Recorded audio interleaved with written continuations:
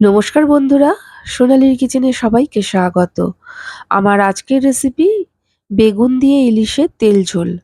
আসুন দেখে নেওয়া যাক আমার আজকের এই রেসিপি। এখানে ৫ টুকরো ইলিশ মাছ ভালো করে ধুয়ে নিয়েছি।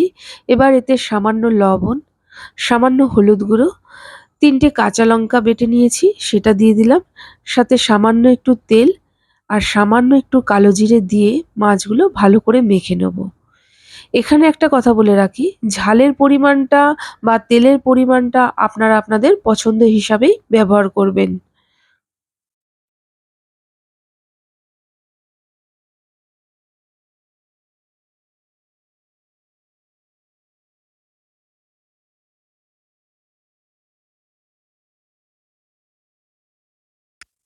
এখানে একটা বেগুন, ছোট বেগুন ছিল, তাকে ৬টা টুকরো করে নিয়েছি। আর এখানে নিয়েছি ৪টে চেরা কাঁচা লঙ্কা, ১ চা চামচ জিরে বাটা, ১ চা চামচ কালো জিরে বাটা আর ২টো শুকনো লঙ্কা বেটে নিয়েছি। এবার বেগুনগুলোতে সামান্য হলুদ গুঁড়ো আর লবণ মাখিয়ে নেব।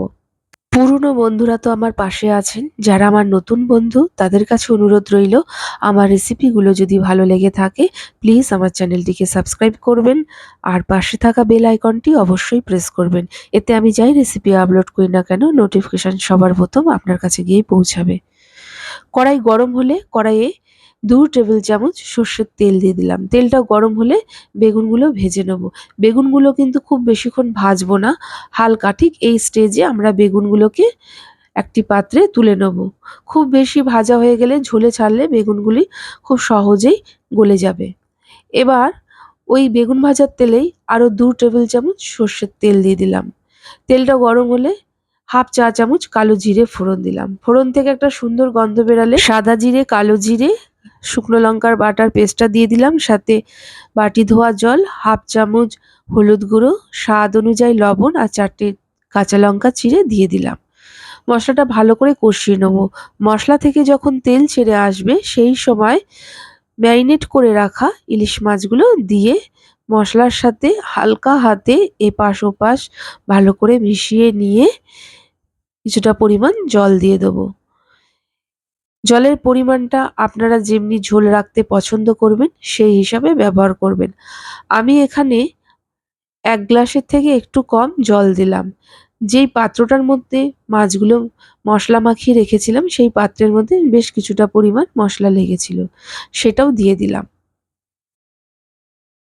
বন্ধুরা, একবার হলেও বাড়িতে এইভাবে বেগুন দিয়ে ইলিশের তেল ঝোল বানিয়ে ট্রাই করবেন। আর কেমন লেগেছে তা আমাকে অবশ্যই কমেন্ট করে জানাবেন। আশা করছি ভালো লাগবে। যদি ভালো লাগে একটা লাইক ও শেয়ার করবেন।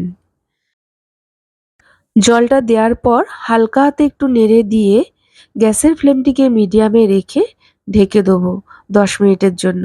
ইলিশ মাছ এমনিতেই রান্না হতে বেশিক্ষণ সময় লাগে না, তাই ১০ মিনিটের মতো ঢেকে রাখলেই রান্নাটা প্রায় হয়েই যাবে। ফিরে এলাম ১০ মিনিট পর। রান্নাটা আমাদের আর একটুখানি বাকি আছে। যে বেগুনগুলো ভেজে রেখেছিলাম সেই বেগুনগুলো ঝোলের মধ্যে দিয়ে দিলাম। তারপর হালকা হাতে একটু নাড়তে হবে কিন্তু। কারণ ইলিশ মাছ তো এমনিতেই নরম হয়। হালকা হাতে না নাড়লে মাছগুলো ভেঙে যাওয়ার সম্ভাবনা থাকে। তাই হালকা হাতে নেড়ে দিয়ে গ্যাসের ফ্লেমটিকে হাইতে দিয়ে আরও মিনিট ৩ এর মতো রান্না করে নেব।